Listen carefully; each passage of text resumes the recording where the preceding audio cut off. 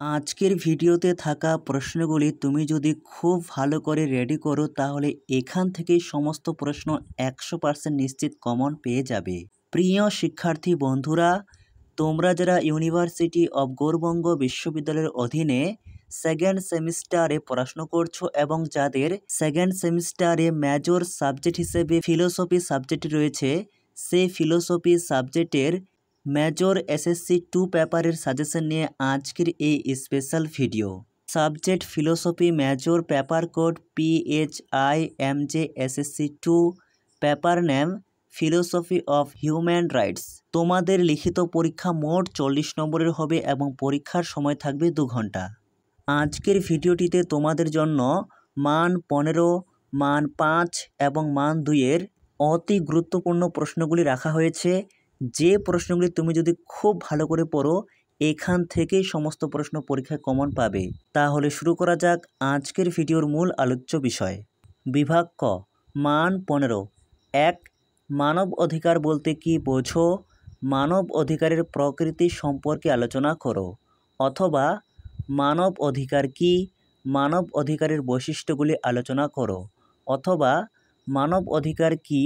মানব অধিকারের প্রকৃতি ও বিষয়বস্তু সবিচার ব্যাখ্যা করো। একই প্রশ্ন বিভিন্নভাবে ঘুরিয়ে আসতে পারে। এই 3টি প্রশ্নের উত্তর একই হবে। প্রকৃতি, বৈশিষ্ট্য এবং বিষয়বস্তু বলতে একই বোঝায়। অর্থাৎ মানব অধিকারের সংজ্ঞা এবং মানব অধিকারের প্রকৃতি বা বৈশিষ্ট্য তোমরা খুব ভালো করে পড়বে। এরপর 2. মানব অধিকার বিষয়ে যে কোনো 2টি সমসাময়িক মতবাদ আলোচনা করো। 3. লক স্বীকৃত 3 প্রকার মৌলিক, প্রাকৃতিক বা স্বাভাবিক অধিকারের পূর্ণাঙ্গ বিবরণ দাও। 4 পর্বে ভারতীয় সংবিধানে সন্নিবিষ্ট মৌলিক অধিকারগুলির বিবরণ দাও। অথবা মৌলিক অধিকার কি? ভারতীয় সংবিধানের স্বীকৃত মৌলিক অধিকারগুলি সম্পর্কে আলোচনা করো। এর পরের প্রশ্ন 5. ভারতীয় সংবিধানের মৌলিক অধিকার এবং মৌলিক কর্তব্যগুলির বর্ণনা দাও। অথবা মৌলিক অধিকার ও মৌলিক কর্তব্যের মধ্যে পার্থক্য লেখো। অর্থাৎ ভারতীয় সংবিধানে যে ফান্ডামেন্টাল রাইটস এবং ফান্ডামেন্টাল ডিউটিসগুলি রয়েছে সেগুলি তোমাকে খুব ভালো করে পড়তে হবে। এই প্রশ্নটি যেমন মান 15 আসবে তেমনি মান 5এও আসতে পারে। এরপর 6 পর্বে মানব অধিকার কি? প্রাকৃতিক অধিকার ও মৌলিক অধিকারের মধ্যে পার্থক্য কি? অথবা মানব অধিকার বলতে কি বোঝায়?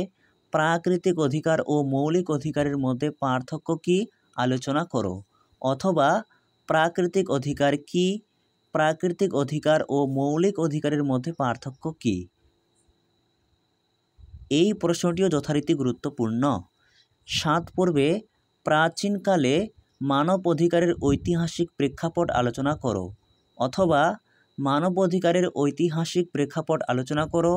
অথবা প্রাচীনকালে মানব অধিকারের ঐতিহাসিক ক্রম বিকাশ আলোচনা করো। 3টি প্রশ্নের উত্তর একই হবে, বিভিন্নভাবে আসতে পারে।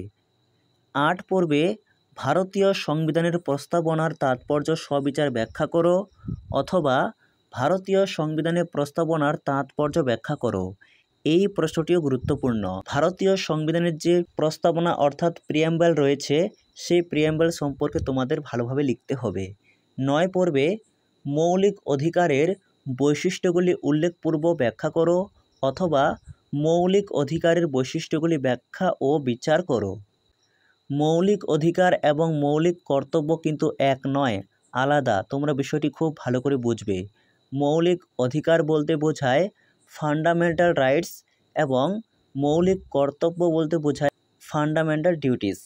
আমাদের ভারতীয় সংবিধানে বর্তমানে মৌলিক অধিকারের সংখ্যা 6টি রয়েছে।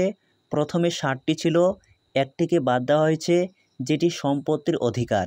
বর্তমানে 6টি রয়েছে এবং মৌলিক কর্তব্য 11টি রয়েছে। এটি তোমরা খুব ভালো করে মাথায় রাখবে। 10 পর্বে অধিকার বলতে কি বোঝো? অধিকারের স্বরূপ ব্যাখ্যা করো। এই 10টি প্রশ্ন থেকেই তোমরা মান 15 প্রশ্ন অবশ্যই কমন পেয়ে যাবে। এরপর বিভাগ খ, যেখানে তোমাদের মান 5-এর প্রশ্ন লিখতে হয়। 1.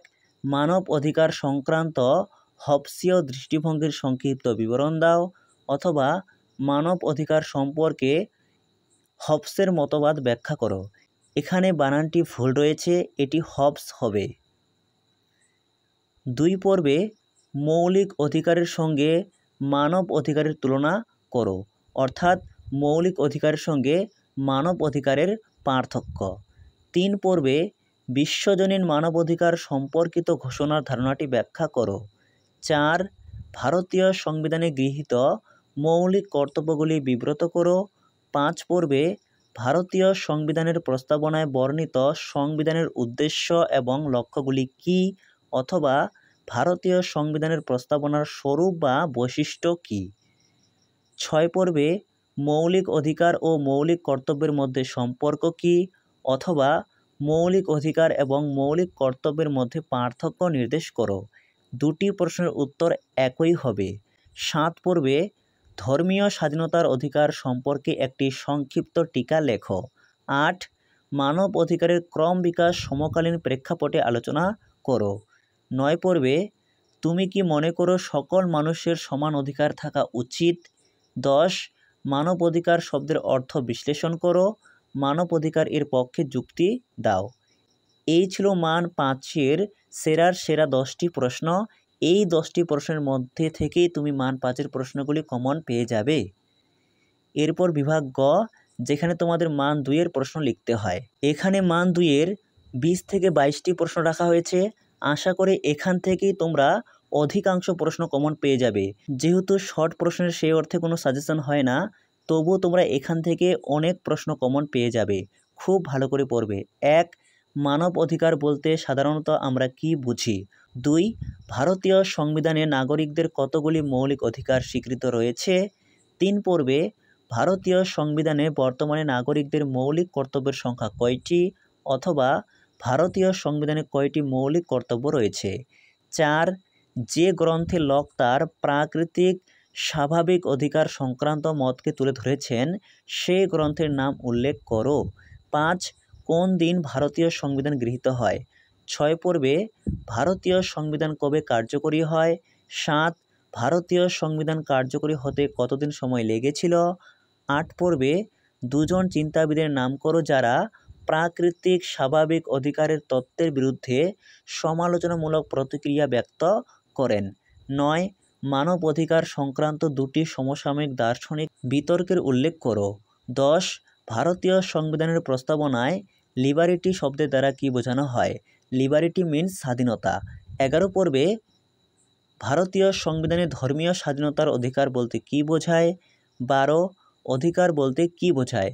এই প্রসঙ্গে তোমরা এখানে পড়ে রাখবে বিশ্ব মানব অধিকার দিবস কবে পালিত হয়, এই প্রশ্নটি তোমরা দেখে রাখবে। 13 পর্বে প্রাকৃতিক অধিকার কি সার্বজনীন। 14 NHRC কি। 15 পর্বে সাম্যের নীতি কি বা সাম্যের নীতি বলতে কি বোঝায়। 16 পর্বে RTI এর পূর্ণাঙ্গ অর্থটি কি, অর্থাৎ RTI এর পুরো নাম। 17 শিক্ষার অধিকার কি, অথবা শিক্ষার অধিকার বলতে কি বোঝায়। 18 পর্বে শোষণের বিরুদ্ধে অধিকার বলতে কি বোঝায়। 19 ন্যায় বিচার বলতে কি বোঝো। 20 সংস্কৃতির অধিকার কাকে বলে। 21 পর্বে ভারতীয় সংবিধানে উল্লেখিত 2টি মৌলিক কর্তব্য লেখো। 22 এবং সর্বশেষ প্রশ্ন স্বাধীনতার অধিকার কি মৌলিক অধিকার, অথবা স্বাধীনতা কি। এই অংশটি খুব ভালো করে পড়বে। এই ছিল তোমাদের আজকের সম্পূর্ণ সাজেশন।